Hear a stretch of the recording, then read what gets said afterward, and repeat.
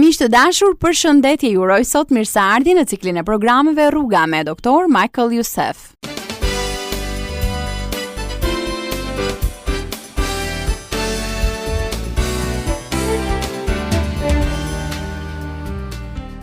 Apostulli Paul në letrën e tij drejtuar Galatasve thot: Ecni sipas frymës dhe nuk do të përmbushni dëshirat e mishit, sepse mishi ka dëshira kundër frymës dhe fryma ka dëshira kundër mishit. Dhe këto janë të kundërta me njëra tjetrën, që ju të mos bëni ato që dëshironi. Por në qoftë se udhhiqeni nga fryma, ju nuk jeni më në ligj. Dhe më poshtë, pasi bën një listë të frytit të frymës, thot: Në qoftë se rrojmë në frymë edhe duhet të ecim. Prandaj seria e mesazheve që po prezantojmë tek ju do të na ndihmojë të manifestojmë në jetën tonë këtë fryt të frymës, që është jetë ndryshues.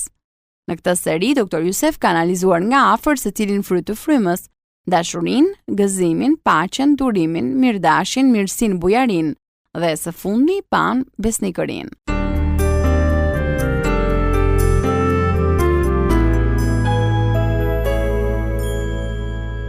Në programin ton të erës së kaluar, Dr. Youssef na tregoi se besnikëria është e lidhur ngushtë me të vërtetën. Kjo është arsyeja pse e vërteta dhe besnikëria identifikohen me vetë Perëndin. Si të krishterë jemi të thirrur të shfaqim besnikëri, dhe nëse nuk e bëjmë këtë, Perëndia do të marrë autorizimin që na ka dhënë. Ndërsa sot Dr. Youssef do të na ilustrojë se çfarë ndodh me një kishë kur nuk është besnike ndaj Perëndis. Ai do të shpjegojë me hollësi kishën e Laodices, të përshkruar në librin e zbulesës. Kisha e Laodices është një kishë dikur ka qenë një zë i fuqishëm në shoqëri. Ka qenë kisha më e begatë mes gjithë qyteteve të Azisë.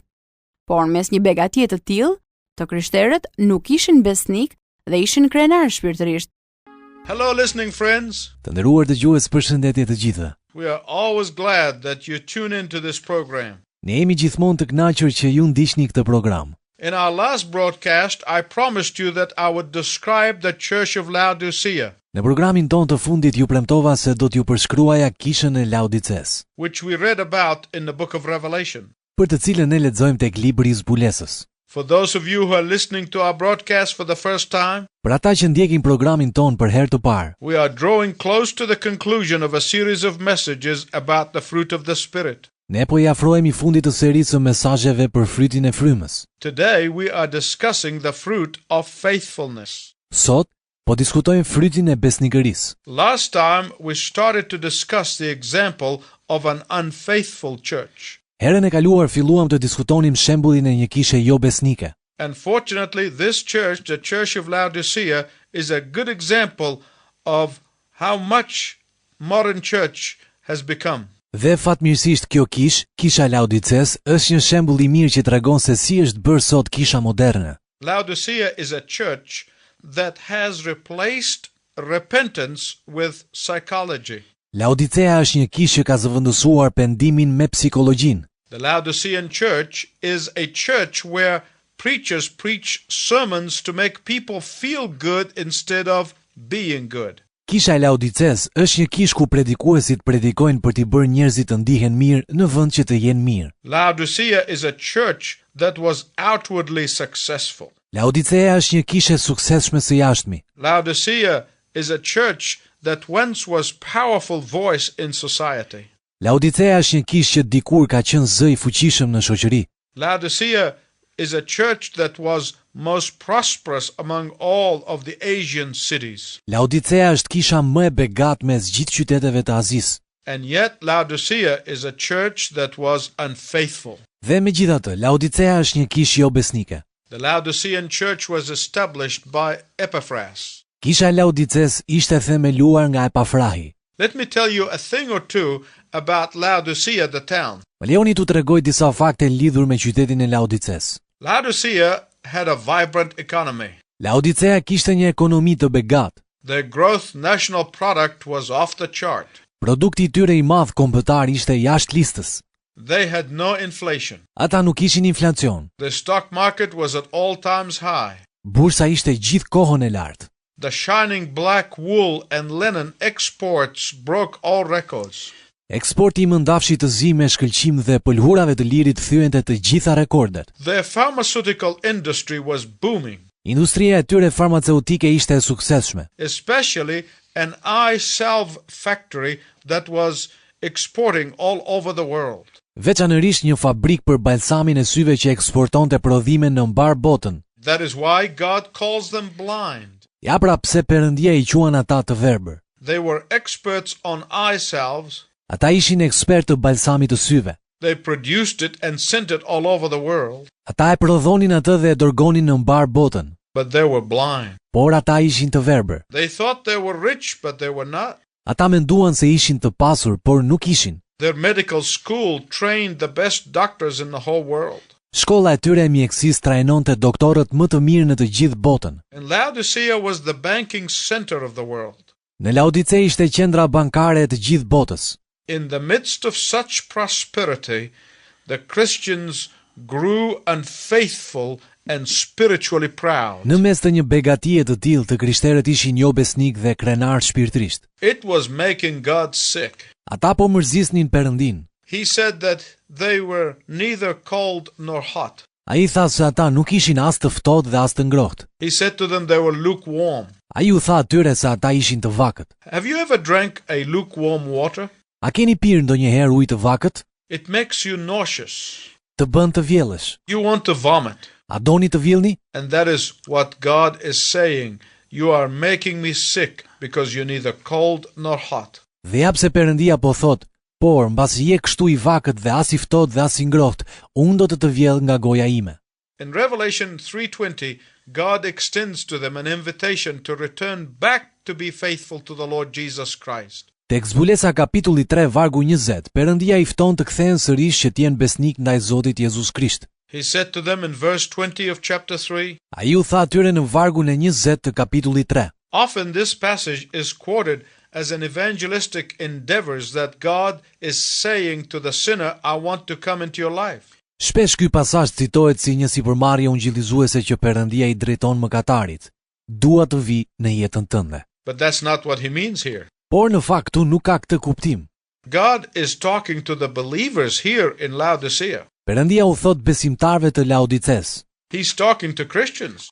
Ai u flet të krishterëve. But these are the words that were spoken to the Christians in Laodicea who ceased to be faithful. Por këto janë fjalët që u drejtuan të krishterëve në Laodice që nuk ishin më besnik. He is talking to Christians who got so busy with their prosperity that they stopped going to prayer meetings. Ai u flet të krishterëve që ishin kaq të zënë me mirëqenien e tyre sa nuk shkonin më në takimet e lutjes. He is talking to Christians who got so comfortable in their lifestyle that they became sporadic in their worship. Ai u flet të krishterëve që u reatuan kaq shumë në mënyrën e tyre të jetesës sa u bën sporadik në adhurim. He is talking to Christians who became so entangled with God's blessings that they forgot the blessing. Ai u flet të krishterëve që u ngatruan kaq shumë me bekimet e Perëndisë sa harruan bekuesin. He is talking to Christians who were so preoccupied with their own reputation that they refrained from witnessing to the lost. Ai u flet të krishterëve që ishin shumë të shqetësuar për reputacionin e tyre sa që i shmangeshin dëshmimit të humburve. He is talking to Christians who were so caught up in the political process that they marginalized the truth and integrity. Ai u flet të krishterëve që ishin kaq të zënë në procesin politik sa që cunguan të vërtetën dhe integritetin. He is talking to Christians who were so busy in church politics that they have left out of their lives and out in the cold the one who died for the church. Ai u flet të krishterëve që ishin kaq të zënë në politikat e kishës sa lanë jashtë jetës së tyre në të ftohtë atë që vdiq për kishën. The Laodicean church was indifferent to the invitation of Jesus, and before long it became a shadow of its former glory. Kisha e Laodices ishte indiferente ndaj ftesës së Jezusit dhe shumë shpejt u bë hije e lavdisë së mëparshme. Laodicea is now the modern Turkish city of Izmir. Laodicea është sot qyteti modern i Izmirit në Turqi. You can say it cannot happen now. Ju mund të thoni se nuk mund të ndodhë tani. Let me take you to England and Scotland and I'll show you the big cathedrals and the great edifices that have no more than 12 people on Sunday morning. Le të shkojmë në Angli dhe në Skoci dhe do t'ju tregoj katedralet e mëdha dhe ndërtesat e mëdha që nuk kanë më shumë se 12 njerëz mëngjesin e të dielës. Go to Germany or Holland or any of these lands of the Reformation and see what unfaithfulness does to a people and to a church. Shkoni në Gjermani ose në Hollandë ose në ndonjë nga vendet e reformimit dhe shikoni se ç'bën jo besnikëria tek njerëzit dhe tek kisha. Let me tell you, God moves on. Më lejoni t'ju them se Perëndia lëviz. He does not strive with us forever. Ai nuk lufton me ne përgjithmonë. I want to tell you two things about faithfulness before I close. Dua t'ju them dy fakte për besnikërinë para se ta mbyll. The first thing I want to tell you about faithfulness is this. Gjëja e parë që dua t'ju them për besnikërinë është kjo. Faithfulness in little things define our character. Besnikëria në gjërat e vogla përcakton karakterin ton. If I ask husbands and wives, are you faithful to each other? Most of you would say yes. Nëse pyes burrat dhe gratë, a jeni besnik ndaj njëri tjetrit? Shumë nga ju do të thonë po. Because you define faithfulness in terms of sexual fidelity. Sepse ju e përcaktoni besnikërinë në termat e besnikërisë seksuale. But faithfulness means more than that. Por besnikëria është më shumë se kaq. Faithfulness in marriage means that you build each other up and not tear each other down. Besnikëri në martesë do të thotë se ju ndërtoni njëri tjetrin dhe nuk e shemni atë. Faithfulness in marriage means that you encourage each other and not criticize each other. Besnikëri në martesë do të thotë se ju inkurajoni njëri tjetrin dhe nuk kritikoni. Faithfulness in marriage means making decisions that are for the other's highest good. Besnikëri në martesë do të thotë marrësh vendime për më të mirën e tjetrit. Faithfulness is even deeper than that. Besnikëria është edhe më shumë se kaq. Faithfulness means making decisions that may be even deserving you but serving your spouse. Besnikëri do të thotë të marrësh vendime që mund të mos të shërbejnë ty, por I shërbejnë bashkëshortit ose bashkëshortes tënde. I could continue the list on and on.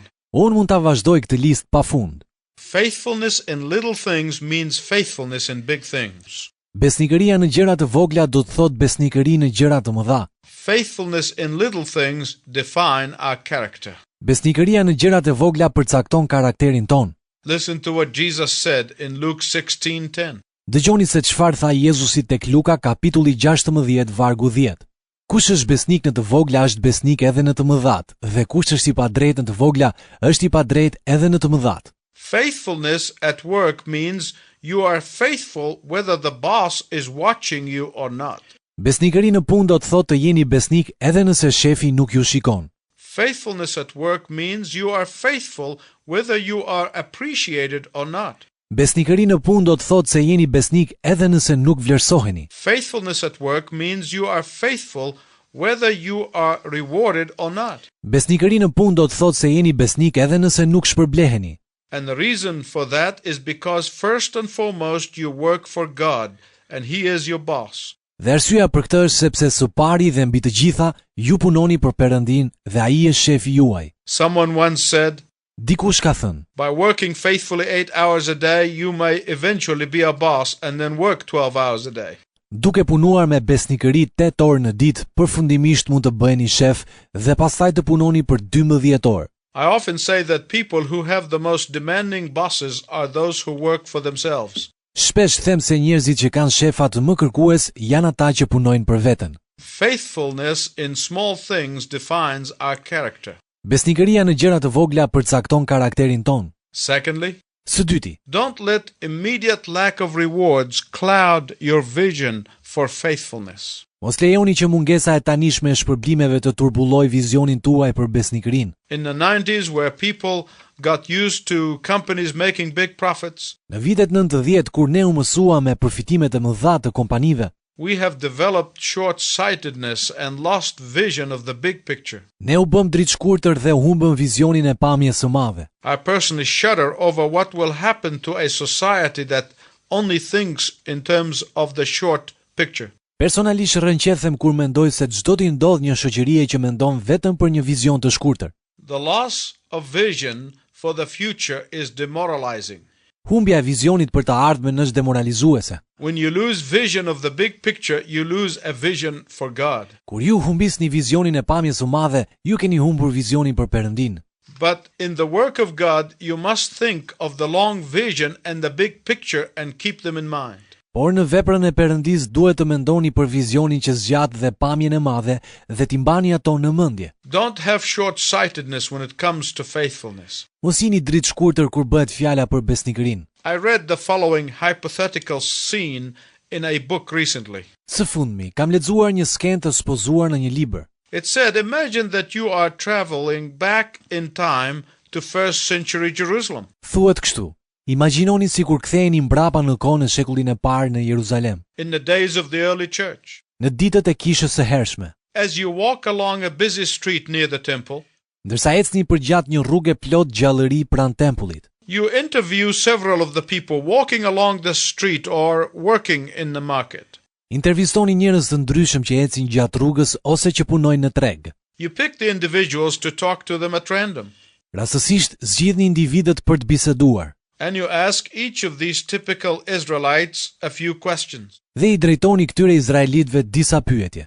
Who of your generation will likely be remembered 2,000 years from now? Kush do të mbahet mend nga brezi juaj pas 2000 vjetësh? As part of the Roman Empire, they most likely would say Nero. Duke qenë pjesë e perandorisë romake, me siguri do të thonin Nero. Then you ask the following question. Dhe më pas i bëni pyetjen: But what about those people known as Christians? po ata që njihen si të krishterë, Do you expect that some people will remember them or their leaders? prisni që disa njerëz të mbajnë mend drejtuesit e tyre?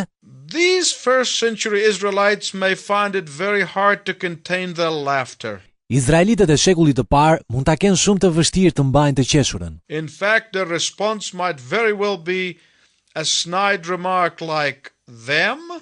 Në fakt, reagimi i tyre mund të jetë fare mirë një shënim fals, si fjala ata. You've got to be kidding, they continue. Je duke u tallur, vazhdojnë ata. Those Christians are a bunch of nobodies. Të krishterët janë një mori njerëzish të parëndësishëm. They don't have any influence. Ata nuk kanë asnjë ndikim. Then they'll conclude, Pastaj do ta mbyllnin me këto fjalë: these Christians will hardly be remembered next month, let alone 2,000 years from now. këta të krishterë zorë se do të kujtohen muajin tjetër dhe jo më 2000 vjet më vonë. Then you probe a little further. Dhe pastaj ju hetoni më tej. Do you mean to tell me you've never heard of Peter or Paul? Or what about Mary and Martha? Mos do të thuar se nuk e dëgjuar kur për Pietrin apo Palin, ose për Marien dhe Martën? And the average Israelite man on the streets would interrupt and say to you, Dhe izraelitët e zakonshëm në rrugë do t'ju ndërpresin duke thënë: these folks are insignificant. këta njerëz janë të parëndësishëm. The only thing I know about them is that their leaders keep ending up in jail. E vetmja gjë që di për ta është se drejtuesit e tyre vazhdojnë të përfundojnë në burg. Believe me, in 2,000 years, nobody will even remember that they ever existed. Më beso, pas 2000 vjetësh askush nuk do të kujtojë se ata kanë ekzistuar ndonjëherë. The author of this book concludes, here we are 2,000 years later. Dhe autori i këtij libri del në përfundimin, ja ku jemi 2000 vjet më vonë. And reality is, we name our children Peter, Paul, Mary and Martha. Dhe e vërteta është se ne i quajmë fëmijët tan Pjetër, Pal, Mari dhe Marta. And many people name their dogs Nero. Dhe shumë njerëz thrasin Nero, qenë të tyre. This is what I mean when I say you have to have the big picture in mind. Kur them këtë, nënkuptoj që duhet të keni në mendje pamjen e madhe. You have to have a long vision. Ju duhet të keni një vizion të gjatë. This immediate gratification that is so ingrained in our culture and cursing our generation has nothing to do with God. Kjo kënaqësi e menjëhershme që është e rrënjosur mirë në kulturën tonë dhe që mallkon gjeneratën tonë, nuk ka lidhje me Perëndin. It has nothing to do with the faithfulness of God. Nuk ka të bëjë fare me besnikërinë e Perëndis. Faithfulness goes on and on whether you are up or you down. Besnikëria vazhdon qoftë në jemi lart apo poshtë. The ultimate reward of faithfulness is not really your boss. Shpërblyesi përfundimtar i besnikërisë nuk është vërtet shefi juaj. The ultimate rewarder of your faithfulness is the Lord God himself. Shpërblyesi përfundimtar i besnikërisë suaj është vetë Zoti Perëndi. The God who sees you when nobody else can. Perëndia që ju sheh atëherë kur askush tjetër nuk mund t'ju shoh. The God who hears you when nobody else can. Perëndia që ju dëgjon kur askush tjetër nuk mund t'ju dëgjojë. The God who watches you when nobody else can. Perëndia që ju vëzhgon kur askush tjetër nuk mund ta bëjë. He is the God who rewards your faithfulness in the open. Ai është Perëndia që shpërblen besnikërinë tuaj hapur. Let me ask you this. Më lejoni t'ju pyes për këtë. It is a question that I often pose to myself. Shpesh unë i bëj vetes këtë pyetje. It helps me keep short accounts. Kjo më ndihmon të vlerësoj ku jam. Am I faithful with God's resources? A jam besnik unë me burimet e Perëndisë? Am I faithful with the blessings that God has given me? A jam besnik me bekimet që Perëndia më ka dhënë? Am I faithful with God's blessings of money? A jam besnik me paratë që më ka bekuar Perëndia? Am I faithful with God's blessings of energy? A jam besnik me bekimet e Perëndisë me energji? Am I faithful with God's blessing of time? A jam besnik me bekimin e Perëndisë për kohën? Am I faithful with God's blessings of talent? A jam besnik me bekimin e Perëndisë për talentin? Am I faithful when no one else is knowing or watching? A jam besnik kur askush tjetër nuk e di apo nuk më shikon? It is my prayer that you would say yes. Është lutja ime që ju të thoni po. Until we meet again, I wish you God's richest blessing. Deri në emisionin e ardhshëm, Zoti ju bekoft.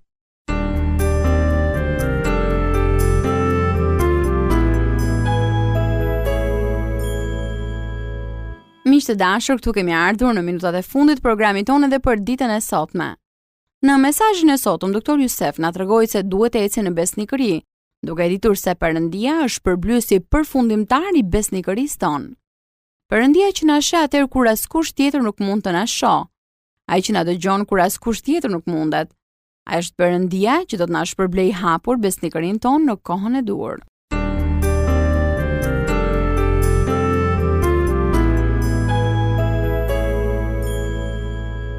Në programin tonë të erësarshme, doktor Jusef do të vazhdoj të na flas për një tjetër fryt të frymës. Sot është e vështirë që njerëzit kuptojnë se çdo thotë ti je zemërbut. Shpesh me termin zemërbut përshkruhet një njeri i dobët dhe i pafuqishëm. Shumë njerëz e përshkruajnë druajtjen dhe frikën si zemërbutësi, ndonse në të vërtetë zemërbutësia biblike është sinonimi i kurajos. Zemërbutësia biblike është sinonimi i sigurisë së brendshme të një personi. Na ndiqni miq në mesazhin tonë të erësarshme ku doktor Jusef do të na shpjegojë kuptimin e vërtetë të zemërbutësisë. E si gjithmonë në fund të kujtoj se ne mirpresim letrat dhe emailët tuaja në adresë të programit ton. Radio 7, Kutia Postare 2914 Tiranë, ose me email në adresën info@radiovis7.net. Po kështu mund të kërkoni dhe një kopje të librave të doktor Jusef, Gjetja e agazimit që ka dashur gjithnjë dhe 7 hapat. Me shumë kënaqësi ne do të dërgonim një kopje. Deri herë në ardhshme bashkë, miru dëgjofshim.